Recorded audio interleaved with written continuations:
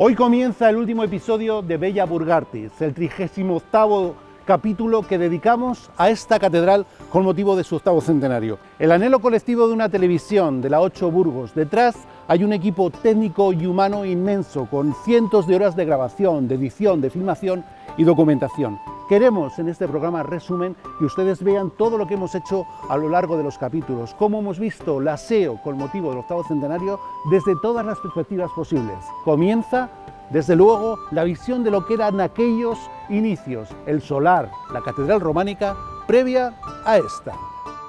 La hierba es azotada por el viento, una ciudad en el 884 acaba de nacer en la falda del castillo.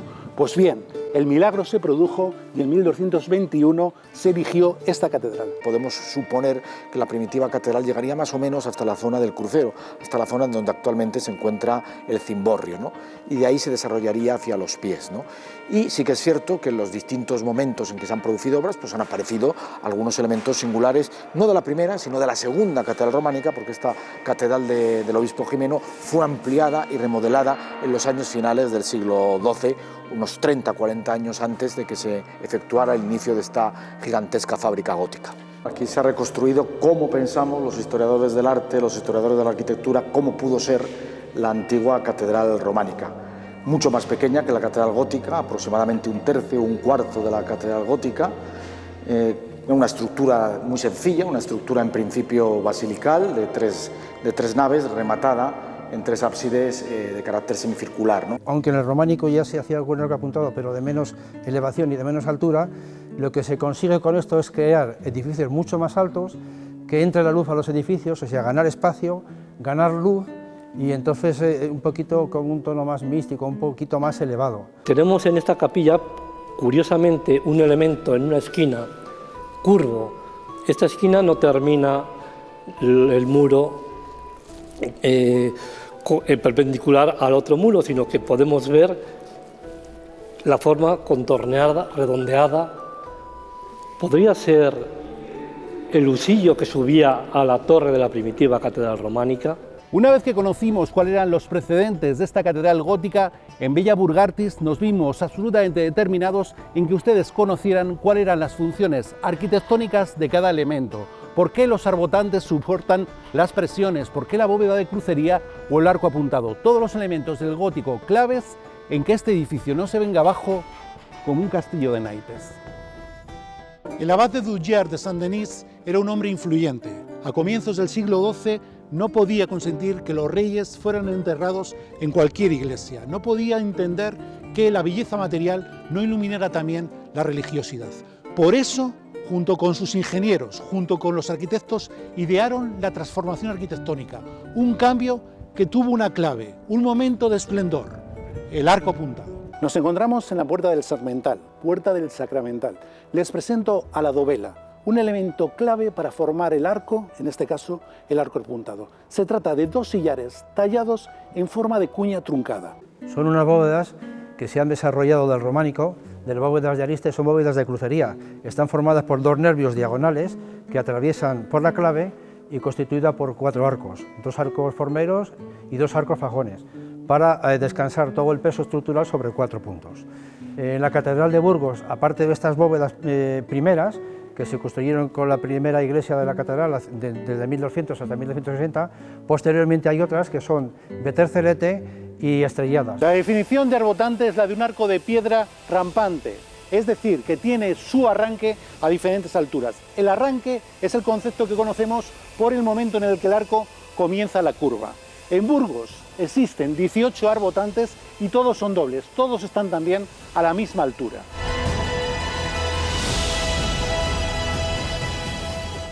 Nos encontramos en el crucero de la catedral. Como saben, en 1539 se derribó el antiguo cimborrio de esta catedral.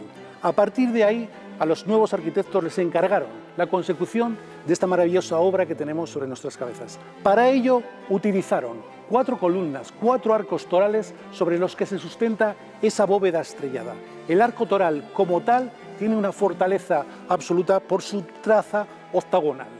Arriba se encuentra con las formas rectas del propio cimborrio y resuelven esa discusión mediante las pechinas, en este caso 4 conchas que, igual que los escudos heráldicos, son motivos habituales del plateresco español. ¿Y cómo somos capaces de distinguir esas cubiertas aquí en las fachadas y en los diferentes elementos de esta arquitectura gótica? Lo vamos a hacer, por ejemplo, con los estribos. En esta fachada estamos viendo 2, tanto en la aguja sur como en la aguja norte. Uno de ellos es rectangular, no contiene nada en su interior, simplemente está destinado a recibir las presiones de la bóveda. Sin embargo, a su lado ven uno biselado, mucho más amplio, como la solución donde precisamente se va a ubicar esa escalera de caracol. Las catedrales siempre quisieron ser una gran Biblia en piedra, enviar mensajes cristianos a todos los que practicaban la fe.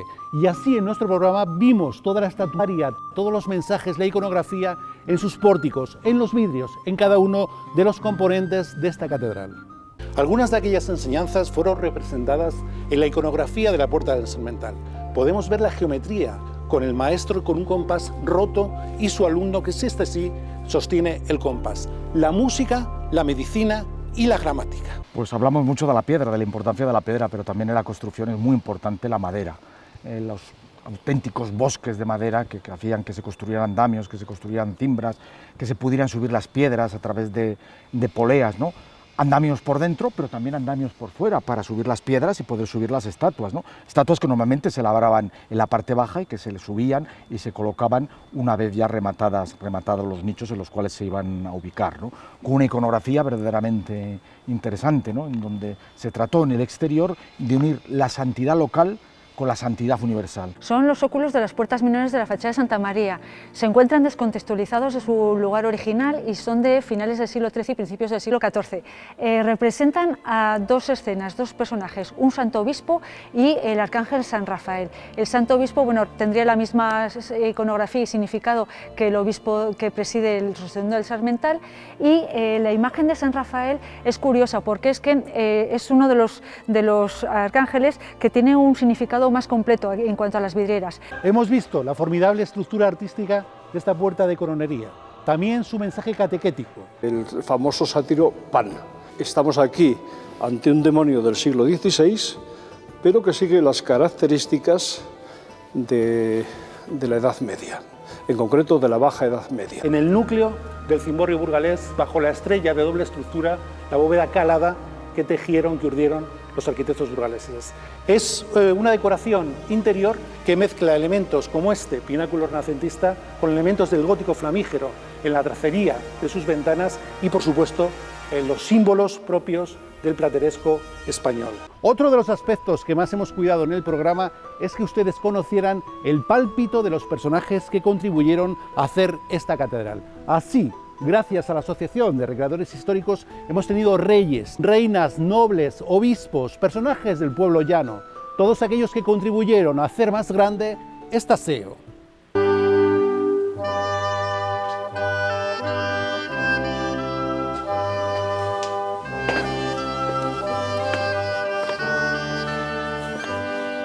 Majestad, en 1592 Felipe II estuvo en Burgos.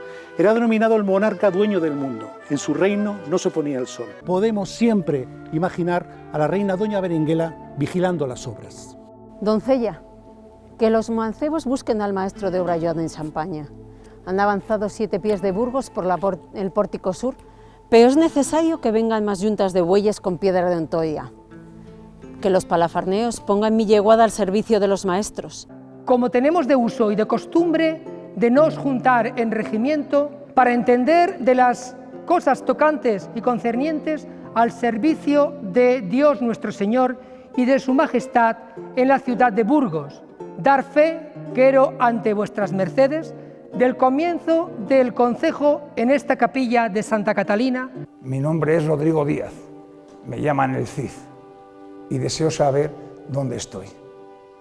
Partí desde Burgos con mis hombres hacia el destierro. Atravesé la puerta hacia la Grera del Arlanzón, dejando atrás la catedral de mi rey Alfonso, sus palacios y guarniciones. También la iglesia de Santiago de la Fuente. No logro saber dónde estoy ahora. ¿Qué son esos muros tan altos?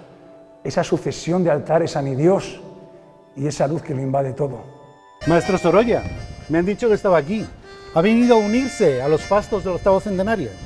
Estoy plasmando toda la luz blanca que genera esta catedral, imbuido de la técnica del impresionismo, dejando todos los matices que me genera toda su majestuosidad, en una serie de 7 cuadros maravillosos.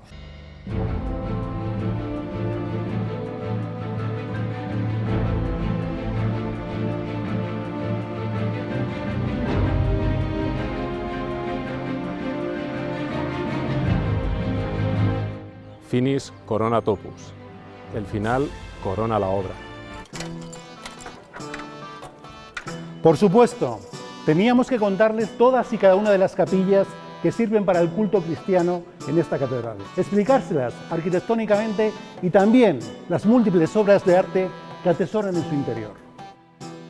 Nos encontramos en la capilla de San Enrique. Esta capilla es antiquísima, aparece ya citada en 1309 como Santa Catalina de Alejandría. Aquí la tienen. Ha sido reformada múltiples veces, daba a la calle y de eso nos da testigo los ventanales ciegos. Se la enseñábamos por fuera y también por dentro. Aquí tiene hurtada esa forma de cuadrilátero. Hoy, en Bella Burgartis, la bellísima Capilla de la Natividad.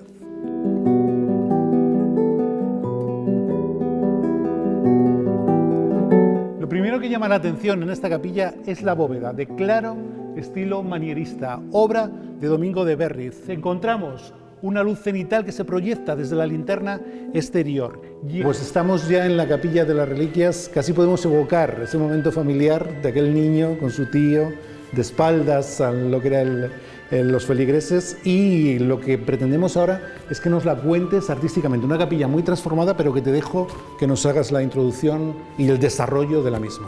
Estamos en un lugar que muchas veces pasa desapercibido porque lo que tenemos justo detrás de este retablo es la nave sur de la catedral. Tras estar en la capilla de San Gregorio y ver la contundencia del sepulcro de Gonzalo Hinojosa, nos presentamos en la capilla de Santa Ana, donde Gil de Siloé dejó este dedicado retablo. Una de las facetas pedagógicas que más nos interesaba trasladarles en Bella Burgartis es contarles los usos sociales que tuvo también esta catedral. Vimos, por ejemplo, en 1786 cómo el Cabildo decide cerrar esta portentosa obra de arte porque los mercaderes la utilizan para llevar sus productos a las plazas centrales de la ciudad, al mercado mayor y el mercado menor. Campaneros, relojeros o perreros, diferentes oficios que hacían de este aseo el lugar en el que se vivía la actividad cotidiana de la propia ciudad. Una catedral para diferentes vidas, para la vida de los burgaleses.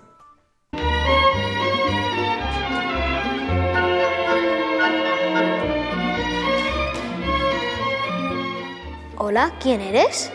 Soy el campanero de esta gran catedral y además arreglo zapatos. Por supuesto, muchos de aquellos oficios quedaron paulatinamente en desuso. En el caso de los peregrinos que van a Santiago podían también dormir, también lo hicieron después en los triforios góticos, no así en esta catedral de Burgos.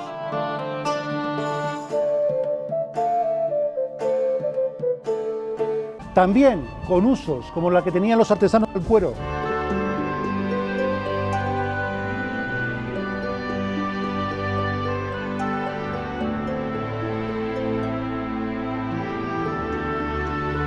Un códice de Leonardo da Vinci que se conserva en la Biblioteca Nacional, el original, y en él se pueden ver pues múltiples configuraciones geométricas.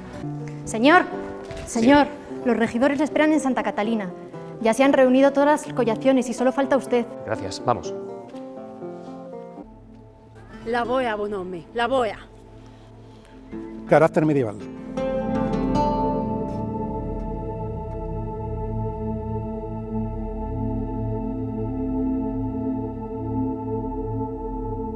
Como no podía ser menos, nunca olvidamos en Bella Burgartis que estábamos en una iglesia y así conocimos a los miembros del Cabildo, también a cada uno de los trabajadores que componen la fabulosa familia de esta catedral. Este señor nos subió arriba, a la parte alta de la catedral.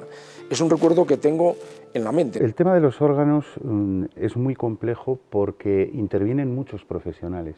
Ahora mismo un taller de organería requiere una persona que tenga muchos conocimientos. Sobre todo es una labor de coordinación entre las distintas áreas y las distintas partes de la de la estructura dentro de la catedral, y mi función principal, o una de las funciones principales, es hacer de puente entre el personal laboral y el cabildo de la catedral. Está distribuido en dos secciones este espacio. Por una parte lo que es el archivo propiamente dicho, y luego también tenemos una hermosa biblioteca que no solamente son temas de tipo religioso, tienen también la enciclopedia de la Ilustración francesa, tenemos también una gran obra como es la Biblia Políglota del cardenal Cisneros, y varios incunables, libros impresos antes del 1500.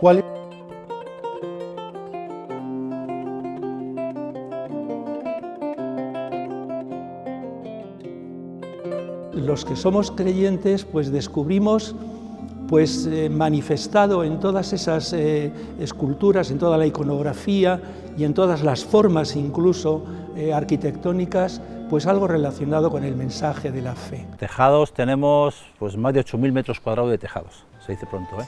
Han sido muchos los invitados que nos han acompañado en Bella Burgartis, diversos representantes del mundo del tejido político, social, empresarial, ciudadano, que han trasladado sus vivencias con la propia SEO. Al fin y al cabo, todos y cada uno tenemos la nuestra propia. Mi abuela Casilda, que era muy devota del Cristo de Burgos, una mujer que le gustaba mucho la lectura, le gustaba muchísimo la historia, y me trajo en una ocasión al centenario del Cristo de Burgos. Entonces entramos a la capilla del Cristo de Burgos, me impresionó muchísimo la imagen del Cristo. Fue, creo que contigo, la primera vez que vinimos con el Colegio Apóstol San Pablo, en nuestra de excursión, ahí en ese autobús de urbano. Era ya como... Y aquello era como venir a otro mundo, a otro paraíso, ¿no? Yo hice la comunión en mayo del año 1982, nos acercábamos a esa celebración tan importante que además abarrotaba la ciudad de gente. Recuerdo un día con mucha gente, con mucho calor. Muy jovencito, ¿no? Posiblemente tendría 5 años y mis padres me trajeron a la catedral, posiblemente para ver algo que a los niños les gustaba mucho, que es el papamoscas, ¿no? La había visto, pero yo el recuerdo que tengo fue cuando fui jugador en el año 97-98, que jugué en León. Y yo me acuerdo de niño ir de la mano, como digo, de mi padre y mi madre en la Plaza Mayor a cambiar cromos o a ver a las palomas.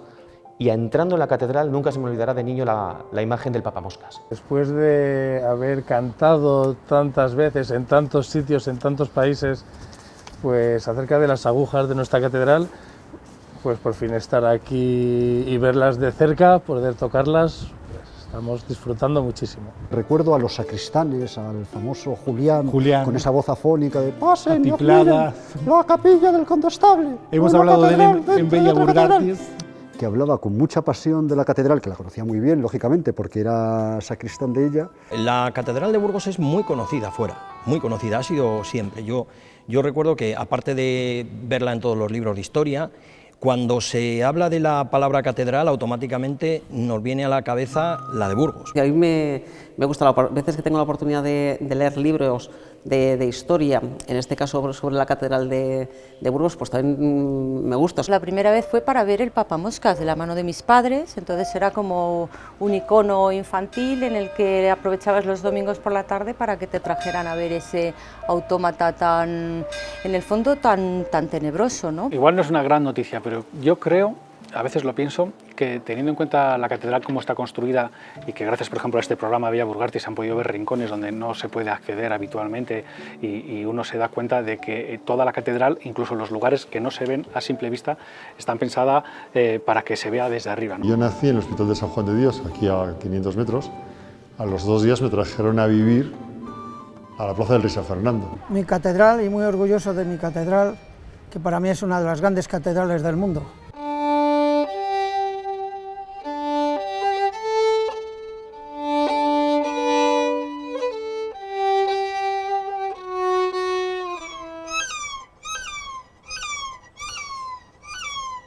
Y cómo no, después de 34 episodios en la que la hemos visto desde todas las facetas posibles, lo arquitectónico, lo escultórico, lo artístico, teníamos que encontrarla inserta en el propio tejido urbano, a su lado calles, palacios u otras iglesias que siempre la acompañaron en el devenir de la historia, algunas en el casco alto, en esa primigenia Burgos que se fundaba, San Esteban, San Nicolás o esta desaparecida de San Román. En definitiva, una catedral integrada en un espacio urbano absolutamente determinada a crecer como lo hacía la ciudad.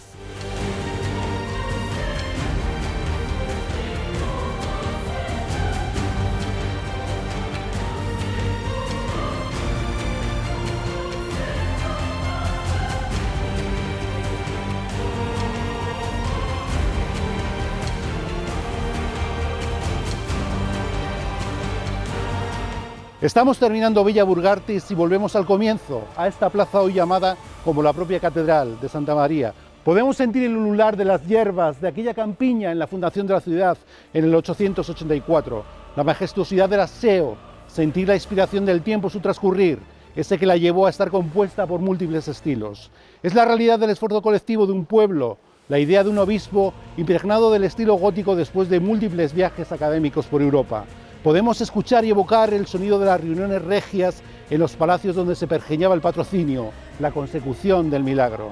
También el sonido de los comerciantes en sus idas y venidas por los puertos de Castilla, sus aportaciones a ese reto económico colectivo, su riqueza.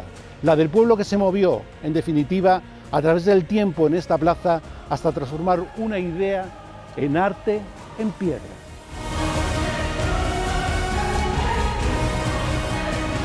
Aquellos hombres estaban orgullosos de su obra. Habían tocado a Dios en el cimborrio, pero también nos dejaron símbolos humanos. La ciudad, custodiada en el altar mayor por el ángel custodio. El escudo de la misma inserta en la balaustrada del cimborrio. El jarrón de azucenas, propio del escudo y los signos del cabildo. La luz como guía por el camino. Las señales de los hombres, el jarrón de azucenas, la luz. Sobre la tumba de don Rodrigo Díaz de Vivar, el gótico siempre fue una influencia europea. Por el Camino de Santiago llegaron todos esos conceptos que hicieron grande esta catedral. Como hemos visto, los símbolos de nuestra ciudad están insertos en todas las estructuras de este aseo, de esta iglesia. Ha sido Villa Burgartis, un programa documental hecho para ustedes sobre la ciudad más maravillosa del mundo y la catedral más formidable del mundo. Con el esfuerzo de todos los que lo hemos hecho posible, como el gótico, volveremos en otra secuencia temporal. Esto no termina aquí, seguiremos con todos ustedes en otro tiempo, quizá con otro estilo. Hasta entonces.